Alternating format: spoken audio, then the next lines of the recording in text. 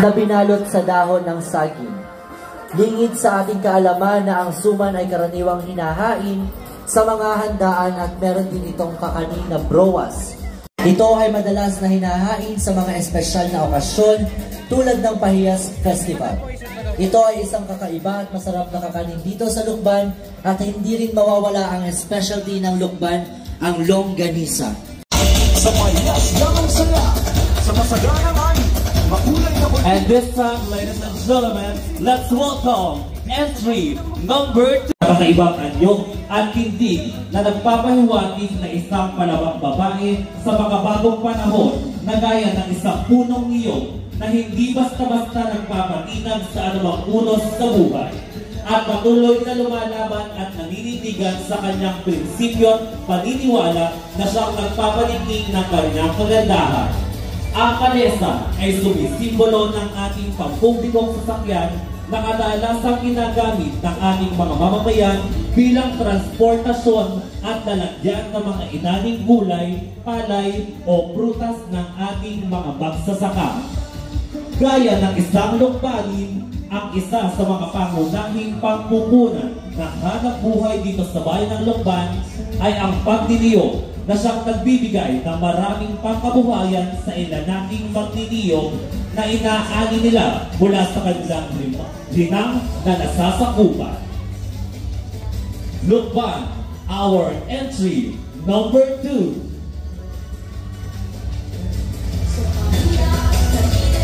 Sa unang panahon na ang mga kababaihan ay madalas nagsusuot ng trahe de boda at ito ay baron saya na kadalasan sinusuot o ginagamit tuwing may mga espesyal na okasyon. Ang kasuotang ito ay ginawa at gamit ang materyales katulad ng buto ng mais, balat ng upo, munggo, balat, baon ng niyog na siyang gamit na butones, woodstone, sinamay na para sa base, at hinaluan ng iba't ibang kulay upang lalong tumingkad at maging kaaya-aya. Sinamahan din ito ng keeping at miki na siyang pangunahing produkto na matatagpuan lamang sa bayan ng Lukban.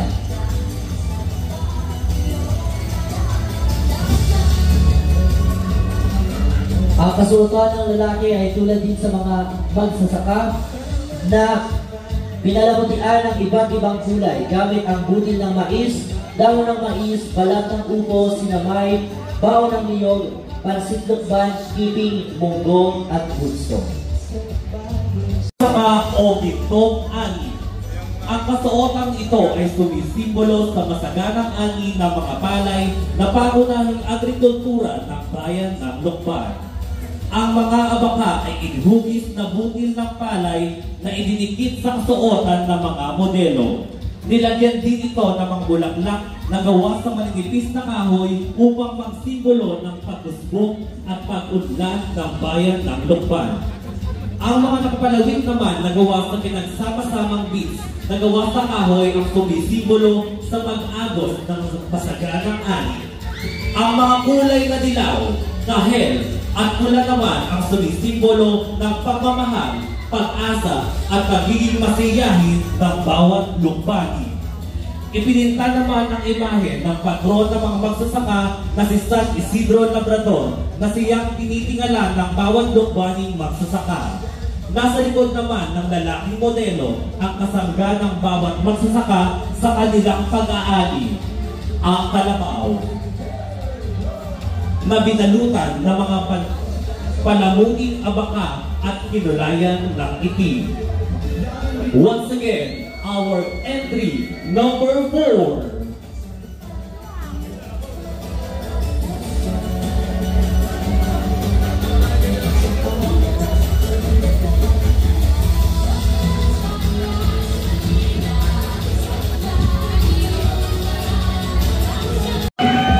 Pasan. Pasan pagbuhat ng bagay gamit ang balikat. Ang kasuotang ito ay yari sa mga natural na bagay tulad ng iba't ibang hugis ng wood beads, lubid, puli at water lily na inabi na pagpalamuti. Rabia at junsang naman ang tela ng obra. Ang kasuotang ito ay hango sa magsasaka nagpapasa ng ani sa kanyang balikat na kahit may bigat at hirap, at hango rin ang kasuotang ito sa prutas na kakao na nangangahulugang food of the gods. Ang prutas na ito ay hindi lamang maaani sa Davao Region, kundi pati na rin sa Lukban na pinapakilala ng buong Quezon sa nasyonal at pati na rin sa buong mundo. Dahil sa natatanging produktong hindi lamang tsokolate ang maaaring magawa nito. Dagdag na rito ang pagsisimula ng pagpapakilala ng kakao sa paggamit ni Mr. Devesa ng most innovative cacao product na yani sa ating bayang natatanging. At nagre-representa naman ang kulay ng salaksak sa kapayapaan, kalayaan at pagkakakilanlan ng lukban. Ang obrang ito ay kumakatawan sa inobasyon, kasaganahang ani, pag-asa at pagpapakitang halaga sa mga magsasaka na lalo't higit sa nagpapasan para sa pag-unlad tungo sa masaganang ani ng agrikultura. Muli, entry number 5, Pasay.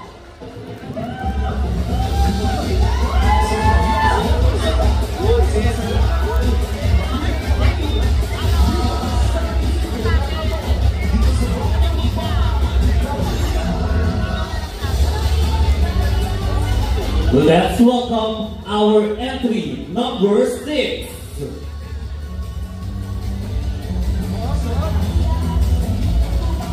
Ang kasuotang pambabae ay isang makabagong interpretasyon ng tradisyong Filipiniana na kinulayan ng iba't ibang kulay bilang simbolo ng masaya at makulay na pagdiriwang ng Pahiyas Festival. Samantala, ang kasuotang panlalaki ay isang modernong bersyon ng Barok Tagalog na may mga kulay na berde at rosas upang maghatid ng maskuladong anyo na akma para sa mga kalalakihan. Ang mga kasuotan ay pinalabutian ng wooden at crystal beads na disenyo na hugis palay bilang simbolo ng masaganang ani at ng mga kadalungban. Isang simple ngunit elegante at makabuluhang disenyo para sa mga kasuotan. Palakpakan po natin ang ating entry number 6.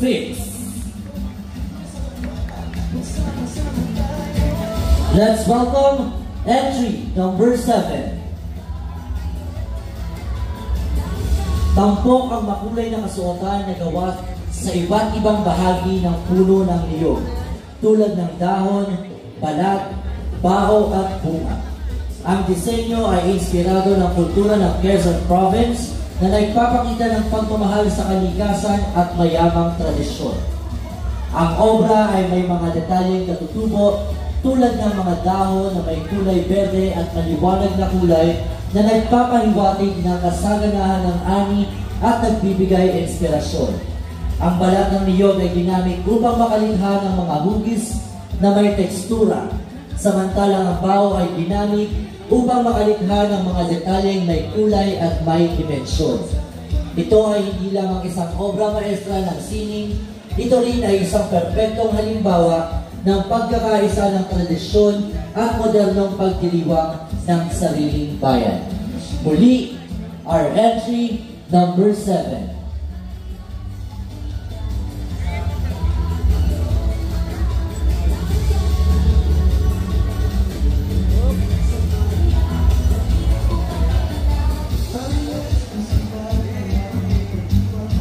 Let's welcome our entry number 8. Mula sa makinang na palay ang naging inspirasyon ng marikit na kasuotan na binuo. Ang pagpumunyagi ng mga magsasakang lukbanin, ang palay ay hindi lamang isang halaman. Ito ay sumisimbolo ng buhay. Sa bawat ani, pinagdidiwang ng mga magsasaka ang biyaya na dulot nito. Ang palay sa bawat butil ay kakambal ng pawis, sipag at syaga. Ang palay ay ginito ang ani ng San Isidro Labrador.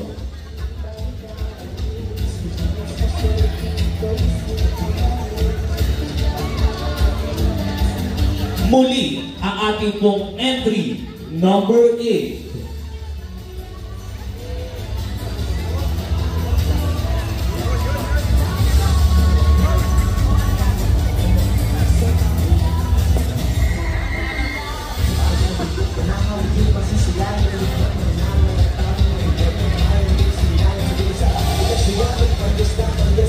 Let's welcome our entry number 9. Pastora.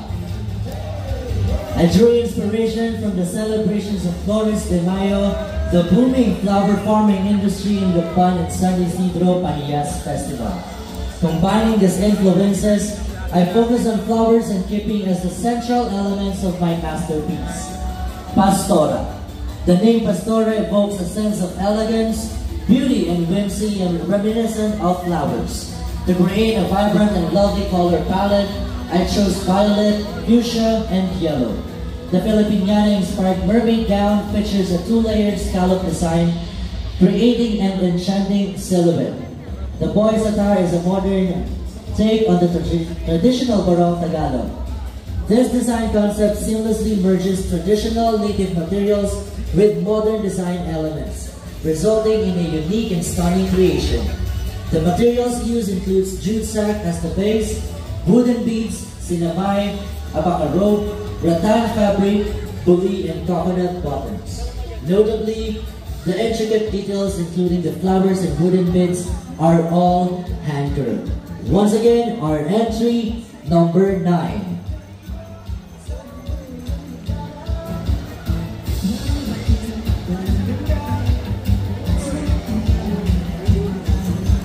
Let's welcome our entry number 10. Terno y Barong a la Araña. The design highlights the Keeping Araña, an iconic symbol of the Pahiyas Festival. The colors used, magenta and yellow-green, are the common traditional colors being used when making keeping. The yellow color symbolizes the golden harvest of the farmers, such as the rice grains. For the female design, the keeping in the form of aranya was used as the patajong, a breast piece, hip pads, and a mermaid skirt. The placement of these elements accentuate the shape of the female model as well as the traditional terno silhouette. The female model symbolizes the beauty of Pahiyas itself, as she also wears accessories such as aranya earrings and sunflower crown headdress. For the male design, the aranya element was also used, but mainly as a ruff or ruffle at the chest area as a wide leg pants illusion. The color choice of yellow-green for the belt pants symbolizes the rice plants planted by the farmers. Once again, our entry number 10.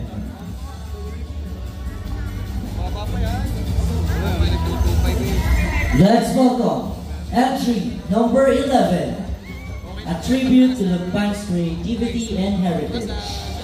My Paragitan creation is a celebration of the unparalleled creativity of the Lukbanis, inspired not only by the Pahiyas Festival, but by the town's rich artistic spirit and deep-rooted traditions.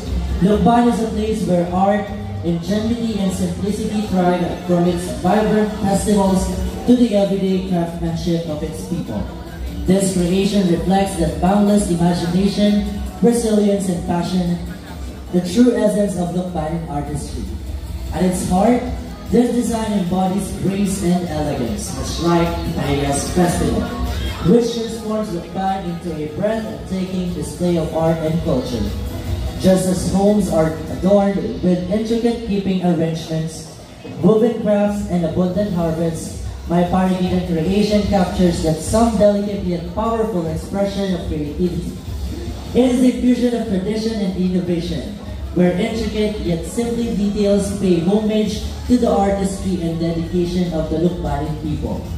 Rather than that, simply replicating festival scholars, my variegated creation reinterprets them through a refined blend of neutral tones with striking pops of vibrancy. This balance elevates the raw beauty and simplicity of Lukban's culture, allowing textures, patterns, and craftsmanship to take center stage. It is a reflection of both elegance and energy, heritage and evolution, a tribute to the past while embracing a modern perspective.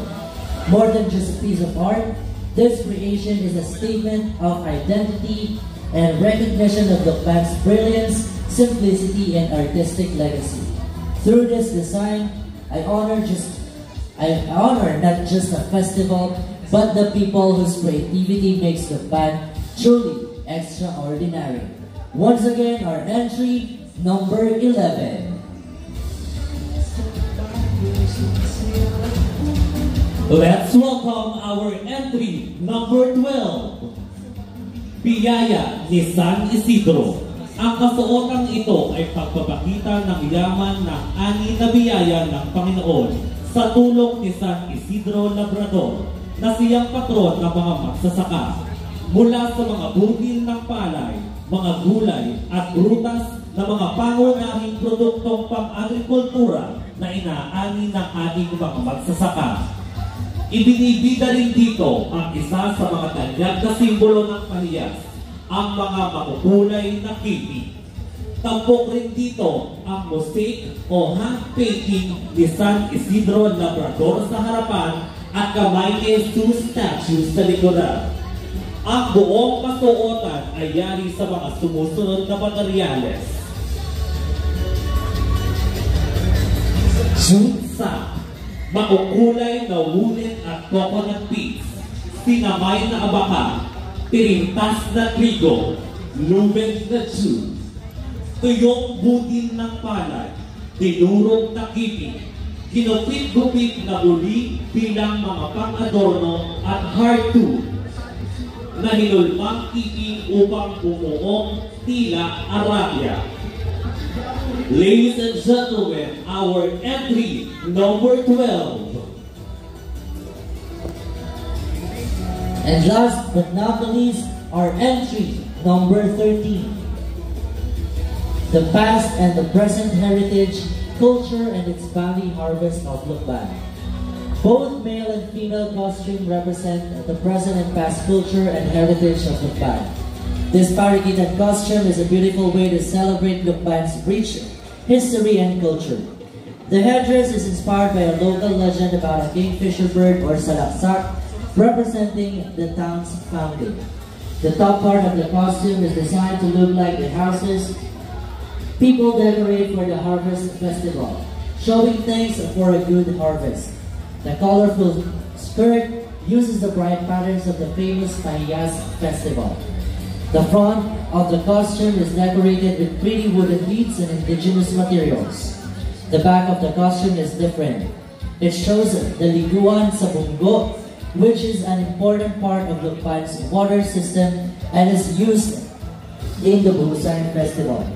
This part of the costume shows the flowing water of the Malaking Bangbang, the large water channels in Lukban.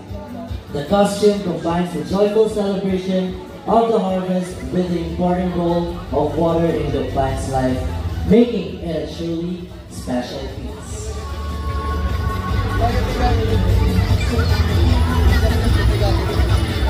The hat is designed like a beautiful church chandelier. The costume shoulders show the kiosco, a well-known place in Lukban. The front represents the present culture of Lukban, and the top part has beads that make pictures of the Lukban church and the sun, showing the town's faith and the importance of the sun for farming. Once again, our entry number 13.